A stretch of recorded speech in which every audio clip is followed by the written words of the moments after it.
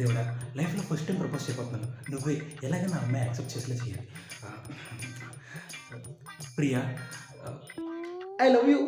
చీపు నీ మొక్క ఎప్పుడన్నా అద్దంలో చూసుకున్నావా? రాకేష్ వస్తున్నావు. అదేంటి అలా వెళ్ళిపోయింది? బ్రహ్మదేవా, ఒక్క మంచి కూడా రాలేదన్నమాట మన తలరాట్లోని. నీ అక్కమ్మ ఇంట్లో ఏమో అంత తిట్లు, సొసైటీలో మంచి రెస్పెక్ట్ లేదు, ఎగ్జామ్లో బ్యాక్లాగ్స్, కొన్ని ఫ్రెండ్స్ అన్నా సరిగ్గా తగలబెట్టావా అంటే పనికి వాళ్ళందరినీ తీసుకొచ్చి నాకే అంట కడతావు.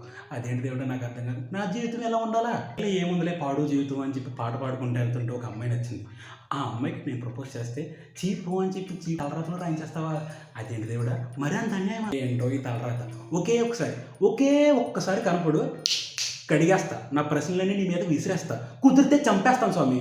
చిన్నప్పటి నుంచి చూస్తాను స్వామి, ఇష్టమైన అన్నీ దూరంగా పెడతావు, దొరికినవి నచ్చవు, నచ్చినవేమో దొరకవు.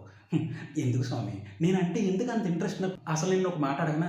నా జీవితం అనే సబ్జెక్ట్ని ఎందుకయ్యా అంత ఇంట్రెస్ట్ లేకుండా రాసావు? ఒక మాట చెప్పు, గుర్తుపెట్టుకో బ్రహ్మదేవా, నీ వల్లే, కేవలం నీ వల్లే నాకు ఇన్ని బాధలు. నాయనా, నిన్నే నాయనా. ఎవరు మీరు? అచ్చం నాలాగా ఉన్నారా?